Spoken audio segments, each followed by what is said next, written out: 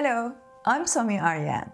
I'm the founder of the think tank for women in business and technology and the FemPeak platform, with the mission of raising women's socioeconomic status. Today's podcast is a little different from my previous episodes in that this was actually a conversation I had as a guest on another podcast. Lisa Forte is a very inspiring woman in cybersecurity who has had a fantastic career from working in the British intelligence and police forces to building a non-profit, and she is now a partner at the Red Goat cybersecurity consulting firm. I thought our interview was so much fun and inspiring, especially for women, regardless of what professional field you may be involved in. So I asked Lisa if I could share this interview on my podcast. I hope you enjoy this conversation as much as we had fun discussing it. Hello everyone and welcome to this episode of Rebooting, and today we have a very inspirational woman. She is an amazing filmmaker and thinker in the industry and is really passionate about getting women into STEM. I'd like to introduce Somi Arian. Welcome, Somi. Thanks for having me. Thanks, Lisa. So how would your family describe what you did for a living? Because you do some really amazing things. Yeah, I was looking at your questions before preparing, and I was like, my family have no fucking idea what I do. Yeah, sorry, I swear there. I should have asked if it was okay. It's fine. My viewers are used to it. Beep it. But yeah, my family have no idea what I do. No, I came to the UK in 2005. I studied political science and philosophy of science and technology, and it was like political philosophy. So it was like they didn't get why I was doing that, and I'm not very close to my family. They are very traditional. I now support them mostly financially, but I'm not very close to them. But growing up in Tehran, my parents didn't really understand my ambitions and the things that I wanted to do. They didn't really support. And actually, I was forced to marry my cousin when I was 17, and then I broke that off within a few weeks. I was like, I don't want to be doing this. And that broke the relationship between my parents and the family, and so I'm a little bit of an outcast. I don't really talk to any of my relatives. I only talk to my mom, but they have no idea what I do. So they don't speak English, so they see my stuff on social media sometimes, but they don't really get it. Is it quite unusual then for a woman from Iran to go into this kind of work? Is that quite Absolutely. Abnormal? It's very abnormal. Even when I was in Tehran, I was working for United Nations and European embassies in Tehran. So when I was about 17, at the same time as I was being forced to marry my cousin, I had started working as a tour guide. I taught myself English from an early age. But by the time I was about 10, I started teaching myself English. And then by the time I was 14, I was only reading English books. And my mom said, I never forget this. She one day she cried because she was so upset with the way that I was so different, right? And she said, I regret the day that you learned English. And so because she felt like that completely changed me. By the time I was 14, I started teaching English to other kids at school, because I was ahead of the school schedule. By the time I was 17, I started working as a tour guide for European embassies, and like embassy VIP tours. And then when I was 19, I got a job offer in the Dutch embassy. And then by the time I was 22 or so, I got a job at United Nations. But all of that meant that I was earning dollars. So I started earning dollars since I was 17. By the time I was 19, I was earning 4 times as both my parents did after like 20 years. So that gave me a lot of confidence to be able to say, you know what, I'm going to do my own thing, what I want to do. That really upset them. So super, super unusual. And then when I came here, to the UK. I came to the UK. I have no family in the UK. I literally arrived in Edinburgh, and studied in Scotland, studied in St Andrews University, got 2 master's degrees. I was doing a PhD. I didn't have enough money to pay for the last year, so I had to hand in my thesis, get an MPhil. That's why I ended up with 2 masters and paid for my own education.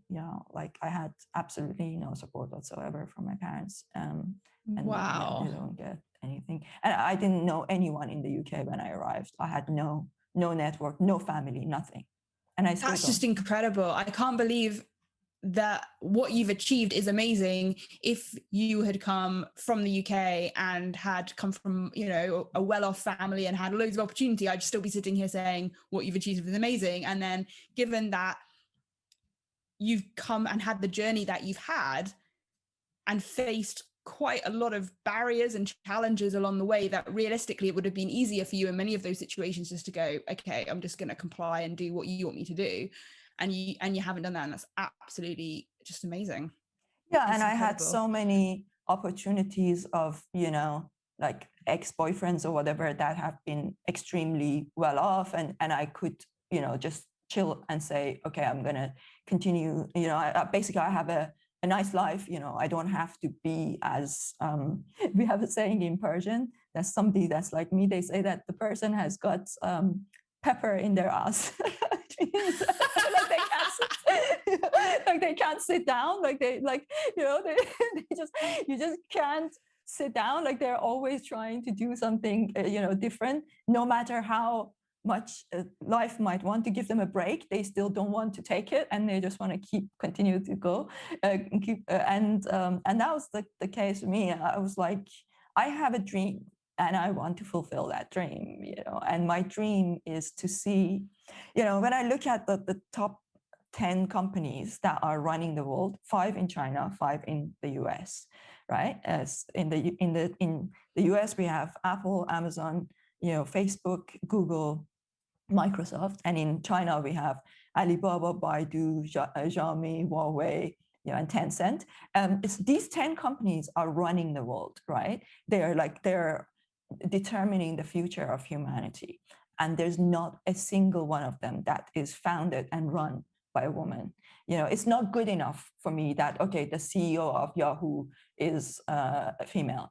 That's different from, first of all, Yahoo is nowhere near now, where these companies are. And secondly, it's not founded. I want women to found, to actually create these companies so that it's a female perspective from the start. And I think that at the moment, the way it is, like if you take Mark Zuckerberg, say, you know what, you need to have a break, let's have a female there. That's not good enough because the system's still male, right? But what we need is 10 equivalent of these companies to be driven by women, to be, founded and run by women. And it's no small ask, but it's like when you look at the top, 100 wealthiest people in the world, or the top 10, wealthiest people in the world, it's like it's always men, and women need to have power and money to change that game, to change that, to change the dynamics of these systems, so that we have a more. And I think there's a big difference for me between a woman being put on a panel or a film or a documentary or in a company or in some capacity to tick the equality box, and someone being put there because actually you see them as bringing value. Because I've been put on panels at conferences where I'm very conscious that I'm only really there because I'm a woman and everybody else is a male, and it looks bad. And that's not the same. Yes, technically that's a bit better. That's a bit further towards equality, but it's not the same as having someone there because you think, wow, this woman brings something to the table that we can use in this discussion as an equal. And I don't know how we get there, because I think, and I've watched some of your interviews for your podcast, which I'll link to in the description of this. And it just strikes me that we're sort of paying lip service to it more than we're actually kind of doing it because it's the right thing to do. Do you know what I mean? Yes. So I would say the answer to that is I completely agree with you. But if we say no to those opportunities, we are shooting ourselves in the foot. So we do need to take those opportunities and prove that we are, like there's been times where I've been on a panel with 4 other guys. So I was the only woman. And I dominated the panel so much that all the questions, like people answered, people raised their hand and they were like, I have a question for Somi. I have a question for Somi. And I felt like, and I took it and I was like, yeah, because I felt that I had done my homework and I think I had, because look, I read about 70 books a year. So that's more than one a week, Wow. I listen, listen, like I literally wake up in the morning as I'm, just brushing my teeth, tidying up, whatever I do in between stuff, I'm always listening to an audiobook. In addition to that, every Saturday, I spend about 2 hours because, the new Economist comes out, at the end of the week. So I listen to all the Economist articles. And at nighttime, I'm going to bed, I'm reading Wall Street Journal. I know that I have such a broad understanding that I can bring together these bits of, pieces of the puzzle together in a way that I can sit on that panel confident that I'm probably most well-read than, anybody else that's there. I know whatever they say, I have such a deep perspective, broad and deep. I always tell people, that, it's not just about, I say, don't be a headline reader, be a deep diver. Because if you don't dive deep, so what we need is to be women. We need women to be multidisciplined, and we need them to really look deeply and see the connections. Because, growing up, I always used to observe how women were in a couple, for example, So most of the time, the views held by the woman were an echo of the man. So say, for example, if I was in the embassy, most of the wives of the diplomats, they held the same views as their husbands, and I was like, I wish you had your own opinion. I wish you had taken the time to, to read and understand and analyze things for yourself, because you're literally just copying what your husband says. That's kind of like the point that I'm trying to make here is we need women to have such a deep understanding and such a broad level of knowledge that when they sit on those panels, and it does intimidate people, like there's been times where I have felt that from the viewpoint of the organizer, they probably thought, I wish I hadn't put her there because, because it's like all the other 4 guys are like sitting there, like looking, and I'm like, I don't care if I don't get invited back. I probably will, but even if I don't get invited back, I need to be myself, and I have that broad, perspective. So really, that's the way we are going to battle this issue of tick box. Because if women come in and they have a strong viewpoint, they have, and it comes from a real place of knowledge, then that's going to change the perspective, and the dynamics. Yeah, and I think this kind of brings us in nicely to a video that I saw that you did on YouTube, which was about reinventing yourself. And I kind of wanted to ask, why do you think it's important that we do that? Because I think the term reinvent yourself can sometimes cause a little bit of friction amongst people. They feel like that maybe is a negative term, but actually it's just sort of development, isn't it? And maturing and changing who you are in reflection to where you are in your life. But why do you think it's important that we are able to do that and we learn how to do that? Mm-hmm. Well, I think that reinventing yourself is something you need to be doing every day.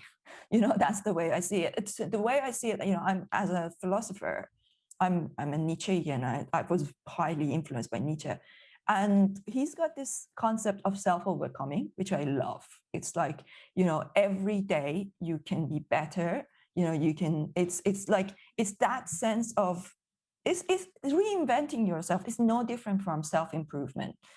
That's what it is. It's like being open-minded enough to say, what, all of my beliefs that I held until yesterday, they may be shattered in just one sentence that I may read in a book that may change that, to that is having that level of openness, and, to say that I'm willing to have such an open mind. I'm willing to embrace, whether it's like technology, whether it's science, new forms of knowledge that you may gain. And most of the time it all comes together. It's like, it's almost like no piece of knowledge, unless you believe that the earth is flat, no piece of knowledge that is scientifically proven, it's to some degree at least. So let's say, for example, let's take the example of quantum physics and classical physics, right? So they are at odds with each other, but it doesn't necessarily mean that any of them are wrong. It's more that they have, it's about perspective, from which perspective you're looking at it. Are you looking at it from the perspective of the small phenomena or the big phenomena? Then you have the ability to bring that together. So reinventing yourself is a little bit like that. It's about having the ability to kind of look small and look big, and then constantly shift your position in the world depending on the place that you are in, and to be able to, I always give this example, and in my book I gave an example. I said, look, self-improvement and reinventing yourself, it's a little bit like, if you think about, if you have a ball, like a tennis ball, right? And then you have, think about a hard surface, like a floor. So if you hit that tennis ball really hard, it goes up really high, right? Now, the proportion of the kind of ball that's in your hand and the hardness of the surface, they are, so what reinventing yourself is having the ability to change, because you think about, you are the ball, right?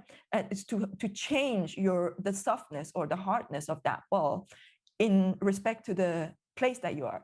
For example, if you're in a muddy environment, right? If you think about you're in a swamp, what you want to be a very soft ball. You want to be like almost like a foam, right? Because then when you sit on the surface, you're not going to swamp. You're not going to be dragged in, right? So depending on where you are. And so, for example, when I was in Tehran, that's like the great example of a swamp. So I had to have that flexibility. And then what happens is that, okay, I came to the West, and the ground changed. So reinventing myself is having the ability to change the softness or the hardness of that, the kind of ball you are that's hitting the ground. Does that make sense? So I hope that this is probably the best way I can explain it with an analogy, is reinventing you're always, every day you're reinventing yourself. When you're going into a meeting, a panel, like what I said, you may need to reinvent yourself immediately to see how to present yourself there, how to connect with people there in a way that, as much as possible, that you don't alienate people, but at the same time make a decision to say, it may well be that I may alienate some people, Right. What matters to me most is being authentic, and it's just like that's what reinventing yourself is. It's like being able to have that ability. And I guess it's kind of like situational as well, isn't it? Because as you said in the panel, you might want to come across as really well read, maybe a bit feisty, maybe a bit, maybe not argumentative, but definitely a strong personality. But if you did that in a dinner party, people would think you were the most horrible person ever if you were loud and, you weren't sort of being friendly and building rapport. So I guess it's like being able to read the situation as well and work out the best version of you for that situation in order to excel. Exactly. Which I guess brings us into your phenomenal documentary, which I loved, which we have to just touch upon because it was just so, it reminded me of the situation with Kodak many, many, many, many years ago, where they didn't move quick enough. They ignored the signs. And as a result, it all went catastrophically wrong for them, essentially. So can I just ask, what was the sort of impetus for you to make that documentary? What drew you to that topic? Yeah. So when I started my own business in 2015, now I couldn't start a business until 2015 because I wasn't a British citizen until then. So it took me about 11 years to become a British citizen. Then when I started my own company, I was like, okay, how can I attract clients, right? And what I didn't want to do was what everybody else does, which is like creating promotional videos, or a lot of people in marketing, they just want to teach people about how to create content, and that's, I'm not saying there's nothing wrong with that, and I've done some of that, but I wanted to do something really different to stand out. And I thought, okay, the best way to do this is to figure out what is the main pain that my target audience has. So who's my target audience? Is the marketing directors of large corporations, right? So what is their biggest pain? So I started to pay attention to their pain, to listen to what is their biggest problem. At the time, one of the things that came to my attention was that digital transformation and the whole millennial consumer behavior was one of their biggest pains, because all of these companies were really struggling to remain relevant. And the Kodak story that you gave, it's so important, because I remember I actually talked about it in my book, the comparison between Kodak and Instagram, that by the time Instagram sold to Facebook for 1 billion, they had only 13 people, whereas Kodak, with 145,000 people, they went, that's exactly the time when they filed for bankruptcy. So this goes to show it really doesn't matter how big you are, how what a giant behemoth you might be, or how old you are, and a lot of these companies were simply saying, look, we've been here since for 150 years or 100 years. We've weathered the World War, so this is fine. We're gonna get through this. And I told them, you won't. And I said that the impact of digital transformation is bigger than World War. And they laughed at me, because I was like, because the World War was a physical thing. This is a mental thing. It's like a mental shift in the attributes of your actual consumers, right? And you need to shift and adapt to that shift of behavior and mentality. And if you can't do that, then it's much worse than the World War. And honestly, and it was like, it's going to put you out of business. You think about a lot of big corporations, like heritage brands, like John Lewis, House of Fraser, Debenhams, right? Marks and Spencers. How many of these huge companies, there are, even in the luxury sector, for example, Baldi is like a home jewels company, Italian. They've been around for 130 years. They just filed for bankruptcy after COVID. And, I went to their offices and gave them a strategy session, but that was way before, and then they didn't act upon it. So it's kind of like all of these, one by one, I can see these companies going out of business because they are not adapting. So I made that documentary, which really made a big impact. And I interviewed people from The Economist, Jaguar Land Rover, Bentley, Marie Claire, the lady from Marie Claire, the managing director of Marie Claire, Justine, who's now a very good friend of mine. It was almost prophetic, because what she said, she was like, it's coming like a tsunami, it's coming like a tsunami. And within a few months, Marie Claire closed down their print magazine, and now they only have a limited online presence. And then she retired as well. And it just goes to show, it's like a lot of those companies could already see it coming. And, and some of them said, this is something very telling. I interviewed about 40 marketing directors and managing directors of companies, that some of them that I'm not going to name now, but some of them are like really big heritage UK brands, that I decided not to use their interviews, because when I did the interview, I felt that it wasn't giving enough value, because they didn't get what was coming down the line. So I went all the way down. I got the permission. I interviewed. Some of these are like really big heritage brands that are associating with the royal family, etc. And I decided not to use their interview at all. So I did 40 interviews. I only used 12 of them because I wanted to use the most thought-provoking pieces. So the documentary cost me from start to finish, from producing to distributing, putting it through festivals, film festivals. It cost me about $100,000 to produce it, and it over a year and a half, and I completely self-funded it.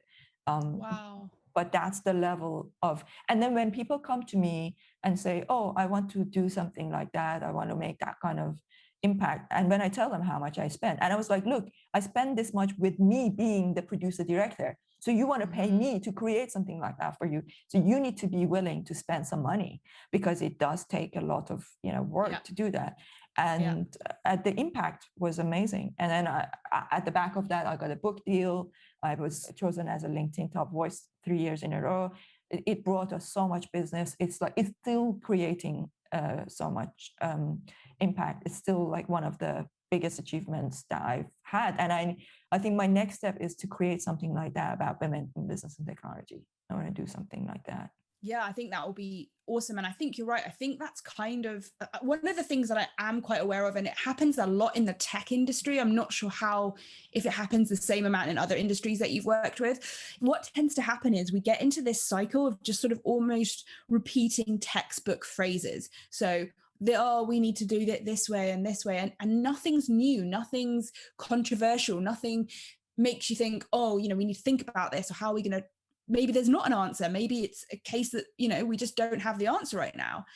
And I think in the tech sector, in the cyber sector, people find that so uncomfortable that they just repeat the same beige discussion in blogs, in vlogs, in whatever medium you use. So I think what you're saying is really important, because one thing that struck me about when I watched it was that it actually left me with so many more questions than answers. And actually, I think that's what's great about it, because that's what makes you go and think, I need to read up more about this. I need to find out why this is the case, and what we should do about it.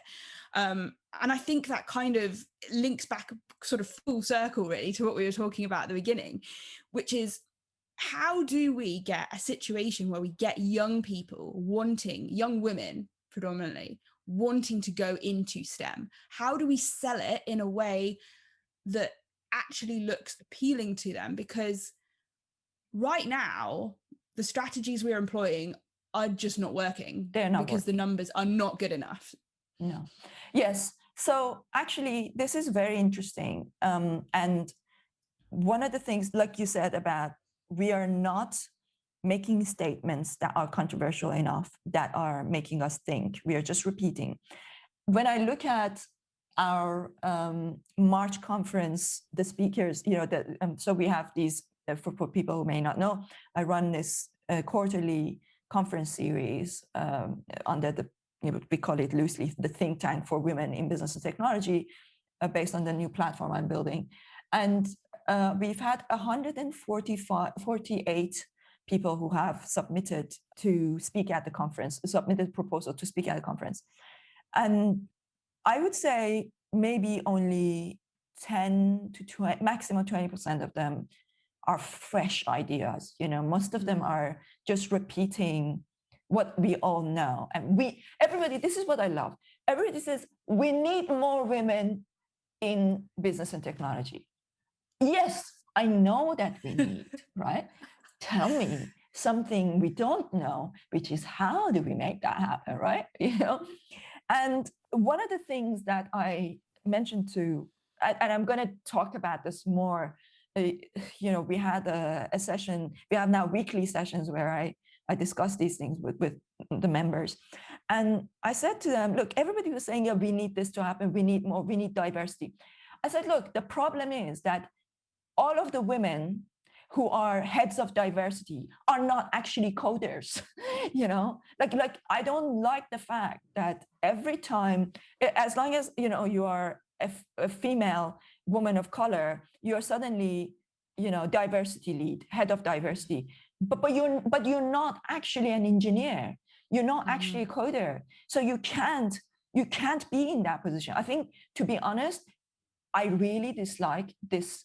I mean, look, speaking of something controversial, I know I'm going to upset some people, but I really hope people see where this is coming from. and please don't be angry with me, but I really dislike the head of diversity title, because I think it's not doing us a favor. Because, what we need instead is women leading by example, by actually learning, by becoming. Look, I was very bad at math at school, but I was bad at everything except English. But I was bad at everything because I had ADHD. I just wasn't interested in, like the normal educational path. I was reading a lot of books every week. I remember I was talking to my best friend. She said, like, the night before our exam, you were reading Albert Camus. And I'm like, that was like the kind of characters. The problem is that, we need to lead by example. But if I wasn't good at math, but now I'm teaching myself linear algebra, and I'm taking courses to teach myself Python, not because I want to be a coder, but because when I want to hire people, I want to be able to speak to them from a place of genuine understanding of what I want from them to achieve. Now, I have read probably over 100 books on machine learning and artificial intelligence. So on a conceptual level, I fully understand, right? But I get to a point that it's no longer enough to just read about it conceptually. I need to actually do the math. I need to actually get my hands dirty and learn to code. So if you're a head of diversity in, bringing, machine learning, etc., you need to be learning those things. You can't be leading that. You need to be learned. So this is what I said to the women in one of our sessions. I said that I'm very bad at jokes, but basically it comes down to there's this joke about this woman used to there was this old woman who kept praying to God to win the lottery, right? And then she was really bitter that she wasn't winning the lottery, and then eventually God got tired of it and said, can you please do me a favor and meet me halfway and actually buy a lottery ticket? Yeah, that's right? Good. I like that. Yeah, right? Yeah. And I think this is the best, this joke, and I'm going to say it in everything from now on. Anytime women say, why don't we have more women in technology? Because we're not having enough women actually learning it. I'm looking at the list of people who are signing up to our platform. A fraction of them are engineers and coders, a fraction. And if we don't have a big enough pool, I think if you are a woman who can code, who is really good at, understanding the technical sides, you are going to get opportunities. So don't sit there telling me that you're not getting it, right? And that really upsets me, because I'm like, we need to stop this diversity conversation, because there would be diversity if there were enough women doing it. And maybe it is a very strong opinion, maybe it will upset lots of people, but no, please don't shout at me. I'm like I really want to help. It's true though, because I do think as well that with I've done some stuff in schools and I've spoken to some young girls, and the thing that's a little bit disheartening for me, and obviously I'm not of the generation when I was young, we didn't have Instagram, we didn't have Facebook, but one thing that strikes me is they're more interested in being Instagram influencers and YouTubers than they are about going into engineering or maths or whatever, right? And I think it's partially our fault, actually, because one thing that the YouTubers and the Instagrammers have done is they've glamorized and really sold what they do for a living. And then on the technical side, the engineering side, we haven't done that. We haven't gone, look how great it is. Look at me enjoying my life and my work. And can you really blame them for being drawn? It's a marketing campaign that we are not winning. Yeah, exactly. And that's one of the things that I would like to change. This is when I say would like to, it's not enough. We need to do it. And I do. And that's why I'm doing what I'm doing, right? Building this platform, all that stuff. I think, for example, Lex Friedman, you probably know Lex Friedman. He's got an amazing podcast. And, I think he's done a lot for popularizing the concept of being a coder, being an engineer. And we need more people doing it, and we need more women doing it. That's why I'm building this platform. And I really want to help women who are engineers, software developers, in the heart of technology, in STEM, in science, all that, all the areas that are more male dominated. If I see women that are doing well in that can actually code, that can actually make something, create something, not just sit there and demand that there would be more diversity. When I see people like that, I want to do everything I can to help them. And, that's the whole point of this platform we're building. I'm hoping that the platform for women in business and technology, which we're calling FemPeak, I'm hoping to do, what I want to do is to do everything in my power to make it as attractive as Instagram, if not more, for women to see, look, there is more to life. And in a way, I'm kind of, I don't want to say, obviously the COVID-19 has been a disaster for so many people, and, myself included. It's been very difficult. But actually, during this time, I created a whole new business, and and this platform, right? And I actually used and while still running my other business. So from that perspective, in some ways, COVID has actually maybe made it possible for us to get beyond this. See, because if girls can't go out and wear, to show off designer clothing the way that they used to, and they are confined to their homes, I'm hoping maybe that will encourage more women to think, what else is there? It may not, I don't know. But the allure of the likes of TikTok and this kind of Instagram, all that stuff, the allure of that is so strong that and it's because it taps into your most primary faculties as a human, which is the sex and the sexual attraction, right? Because they know how to stimulate it by showing you attractive men and women, especially women, that then you want to be one of those, you want to be, desired in that way. What it takes is always going to be a fight between these two, because what it takes is the ability to use critical thinking to say, I'm going to look beyond that. There is something deeper, and to be attracted to that deeper thing. So we need to innovate. And this is one of the things that I'm really working on with this new platform. Is a great example of this is how, for example, Elon Musk, he never wanted, I think he is so clever, because what he really wanted to do was to create a battery company. So what did he did? A battery, a computer company, right? And what he did, he put it on 4 wheels, and made it into something that suddenly made it so attractive, and enabled him to raise the kind of capital and to be able to do what he really wants to do, which is explore, the outer space. And I think he's a good example, because I think actually, whether you like him or hate him, one thing everyone has to agree is that he's awesome at making something sexy that wasn't sexy. And that's what we need to do. And that's exactly what we need to do, because now everyone's like, oh, SpaceX is amazing. Look at SpaceX. Look at them launching these rockets. Tesla's really cool. And he made it sexy. He sold what is essentially engineering and technology science. He sold that to the masses, and people bought into it. And that's what we are not doing, encouraging people into tech. We are not making it sexy, and we're not making it attractive. Yeah, and that's what I'm going to do. You know what? I want to be the Jennifer Lopez of tech. I like that. I think that works. That's what we need to do, right? That's why, like people tell me sometimes, why do you care about looking good? I said, because it's important, because it's like it helps to be, you need to have something that if I looked, like really shabby, and then people would look at that and say, like, do I really want to be like her? Like,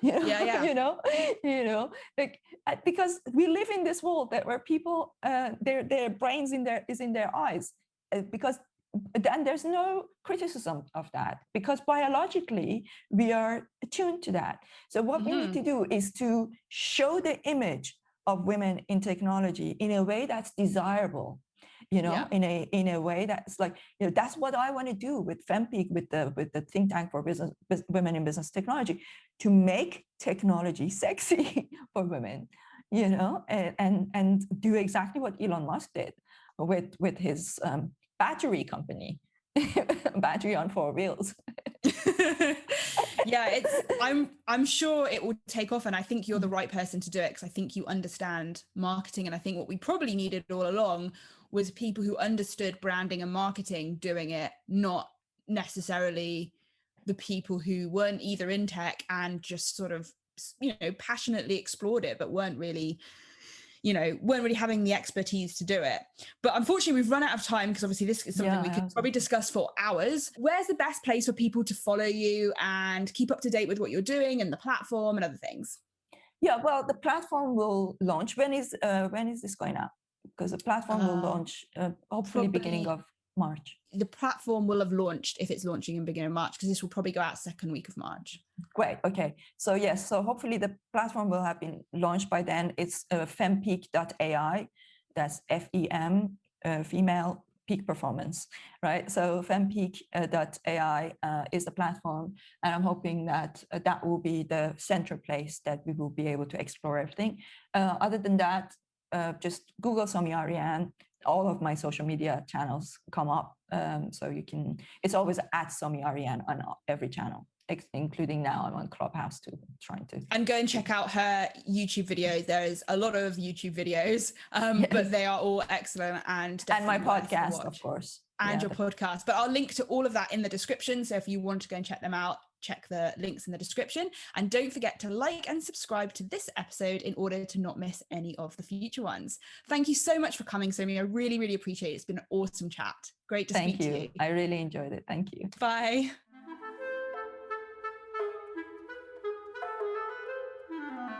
I hope you enjoyed this conversation between me and Lisa Forte. Be sure to check out her YouTube channel and connect with her on LinkedIn. Remember to also subscribe to the Somi Arian podcast on Apple, Spotify, or any other one of your favorite podcast channels. And don't forget to give it a 5-star rating and write a review. And connect with me on LinkedIn, Twitter, Instagram, or Clubhouse at Somi Arian. Finally, if you're not yet a member of FemPeak, head over to FemPeak.ai, register, and join our community.